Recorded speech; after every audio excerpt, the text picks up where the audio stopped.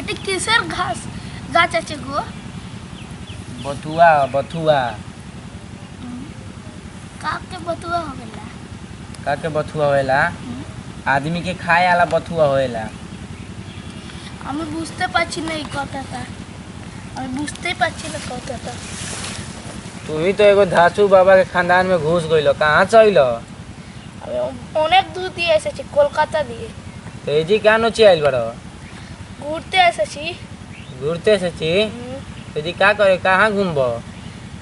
खेत घूमे जानी खेत घूमबो तो हेने कहां आइल बड़ो तू देखता रह আমি দেখি তোমাকে কি করছো এই खेतेते बथुआ उखाड़तानी कितना करके बथुआ बा 20 रुपया 20 रुपया अच्छा बंगाल में का होला ई बताओ आइल बड़ो तो कलकत्ता में बंगाल में অনেক ভালো ভালো মেয়ে আছে का बकरी ना वो तो मेয়ে ভালো लड़की आते हैं इतना बढ़िया बढ़िया हां अब देखने में पागल हो जाइएगा देखते पागल हो जाएंगे काहे पागल होंगे कैसे कैसे आती है तो बकरी के लड़की समझता है इसका बिहारी के बोका समझता है इसका अब आपको बहुत चालाक आदमी सोचते हैं तो हमको तो अभी बोका बनावते बारो कहाँ बक्का बनावता नहीं हम कह तारा बकरी के हम कहत तू कह तारा लड़की के लड़की बढ़िया रहेला से यार उम्र हो गइल बका अभी भी आखा लाई हां कि लड़की के बोका बनावता रहो अब बकरी बहुत सुंदर सुंदर रे सदरा रे रे रे नहीं रे रे रे सदरा रे बंगल रे छट ई का करतर सर तोनी कहला रे नीनु अच्छी करके घास उठा के ए जी का करतारी हाय क्या बात जगह खियाओ चल जल्दी यहां से माय भेजला ले साग खोटे खाती तो साग कोटे कोनिया घास काट के कोनी गाय खियो के यार आए के रे ससुरा बाबा एक समझा दे गोर हाथ बराबर कर दो छोड़ एक समझा दे लोगा बाबा समझा गोर हाथ बराबर छोड़ कहते छोड़ छोड़ छोड़ बाबा एक समझा दी कहते नहीं हो छोड़ छोड़ कहते समझा दी छोड़ छोड़ चल भाग घरे जो गाय खियाओ जो तोरे कोनी घास ले के यहाँ के खेले लगली मार करे लगली चल भाग बंगाल बिहार बियाह को परेशान हो गई ई बंगाली पूछते नहीं के तोरे कहने नु गाय खियो के आज पूछते परछी न करता जाके गाय पिया सब दिया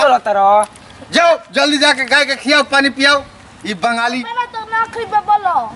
भागवे की लेते भागवे की लेते पहले जाके गाय के पानी पिया जो गाय पिया सल पिया ए जी बुतलावा तर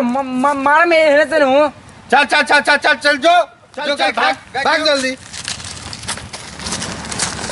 नाद में नहीं डालने पारो अते देखी जानो तोरे कहानी नु डाले के चल भाग जाके डाल देख बाकी ना ई तरह के लेहंड ले तो तू हम डाले चल जाके खियाओ गाय जल्दी चल जो बाबू रे अब काइली माफ ना जल्दी जो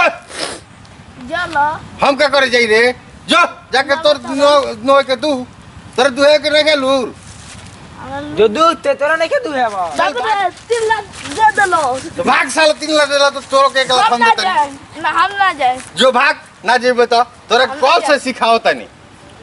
तेरा समझ में नहीं आवत समझ से एकरा बाहर चल गइल बा आए तोर दिमाग पैजामा में बका तय कर दिमाग बगली में धो के घुमत हैं? बुद्धि बतात रहते स्कूल के पिछवाड़ी पढ़त रहे अरे चल भाग भाग कहा जे नहीं कहाँ से डंकल सिम पकड़ लइका हो गई सब अंग्रेजी या भोजपुरी बोलत तारे सन आई सरवा ना जाने कौन भाषा बोलता हमारा समझ में नहीं क्या बताओ भाई ई डंकल सिम के लइका हो ई डंकल सिम के काहे ने कहाँ से आ गइल हमरा समझ में नहीं क्या ई सारा समझ के बाहर सब कोई के बा ई सारा डंकल सिम से कैसे हो गई ई बताओ हमारा के देखो तरह तारा सामने अरे हमारा तो सब लौकता नजरिए के सोझे सब होता या का मर देखो कहे के पहनाए के तो ई कहत पहना लाख घटो भगवे के जाते हैं ते फेर लागोली सही हवा आई घोटे का देखो तरह नु भाई मैंने ही बताओ मैंने ऐसा अगर 4 गो औलाद हो जाए तो सीधे मैं रांची जाए के पड़ी हां तो जाइबे लिया रे एगो लबिदा इ ना जाई कहने कहां से बंगाली चल आई तोर मैं तोर के ना सिखावली रे हां तोर मैं तो सिखावे लेकिन ना तनको बता ना घोटा न जल लियो छे भगवे की नाते अब घोटाए के सिखाओ तरह चल हम लोग अच्छा जो एक लोटा पानी लेके आओ पिएगा शुद्ध पानी लेके आइए, शरबत चल, जो। घुलवा के लिए ये जो जो जो रे रे रे ई करे ला पानी पियो। मैंने सारा तोरी के हमारे कपारे आफत विपत बरस करे तो से लोटा में न मांगने ले जा भाग गाय ये में पानी पिए तो गाय में पानी पीता हम पानी पिए मने हम तो से इधर- लोटा में न मांगने तोरा गाय बुझाता नहीं हम तोरा गाय पियता नहीं रे हाँ? चल भाग लेके गाय बुझाता चल नहीं लोटा में लेके आओ लोटा पानी है लोटा गाय का वो पानी पिए ले तू ना पीबो। मैं हमें पानी पीब रे हां हाँ? तोरा बुझात नहीं खे चल तो चल आफत विपत हमरे कपारे बरस करे चल भाग बुझाता नहीं गाय